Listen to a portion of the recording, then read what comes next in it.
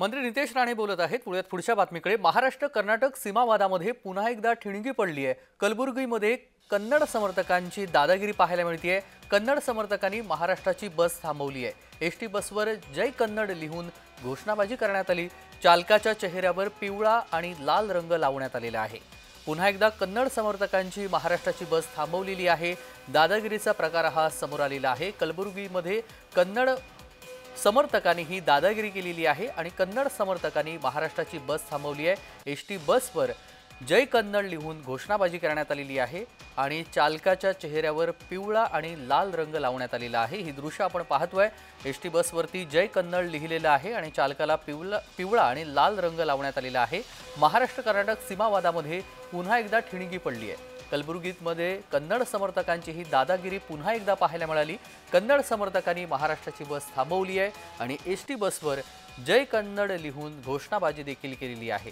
ही दृश्य आपण पाहतोय। महाराष्ट्रामधून गेलेल्या एसटी चालकाला रंग लावण्यात आलेला आहे। पिवळा आणि काळा रंग, लाल रंग लावण्यात आलेला आहे आणि जय कन्नड म्हणून ही घोषणाबाजी देखील देण्यात आलेली आहे। एसटी बसच्या काचेवरती जय कन्नड लिहिण्यात आलेलं आहे आणि ह्या कन्नडिगांनी दादागिरी करत घोषणाबाजी केलेली आहे। याआधी देखील अशाच प्रकारे कन्नडिगांनी दादागिरी केलेली होती। एसटी बसवरती अडवणूक करून काचा फोडण्यात आलेल्या होत्या। एसटीचं नुकसान करण्यात आलेलं होतं आणि त्यानंतर कोल्हापूरमध्ये ठाकरे गटानं या सगळ्या घटनेच्या विरोधात निषेध आंदोलन केलेलं होतं आणि पुन्हा एकदा कन्नडिगांनी महाराष्ट्र कर्नाटक सीमावादामध्ये पुन्हा एकदा ठिणगी टाकली आहे।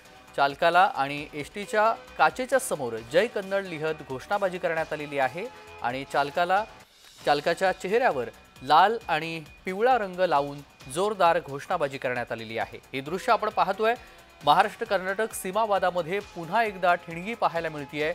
कलबुर्गीमध्ये कन्नड समर्थकांनी ही दादागिरी केली आहे। कन्नड समर्थकांनी महाराष्ट्राची बस थांबवली आहे आणि या सगळ्या संदर्भात सविस्तर माहिती जाणून घेऊया। अमर पाटील आपले प्रतिनिधी जोडले गेलेले आहेत। अमर, पुन्हा एकदा कन्नडिगांची दादागिरी पाहायला मिळते, सविस्तर।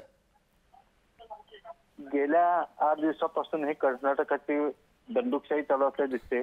कोल्हापुरामध्ये उद्धव बाळासाहेब ठाकरे गटाने शिवसेनेनं आंदोलन केलं होतं, परंतु त्यावेळेला कुठल्याही चालकाला किंवा वाहकाला गैरवर्तणूक केलं नव्हतं किंवा एसटीवर काही लिहिलं नव्हतं। कन्नडच्या गाड्या अडवल्या होत्या, परंतु या कर्नाटकच्या ह्याच्या कन्नडिका वैद्यकीय रक्षक वेदिकेने जर हे चालक आणि वाहकांना जर त्यांच्या चेहऱ्याला त्यांचा झेंडा फासला असेल आणि त्यांची चाल देऊन अवमान केला असेल किंवा त्यावर गाडीवर लिहिलं असेल तर कोल्हापुरामध्ये आता याचे तीव्र पडसाद उठतील।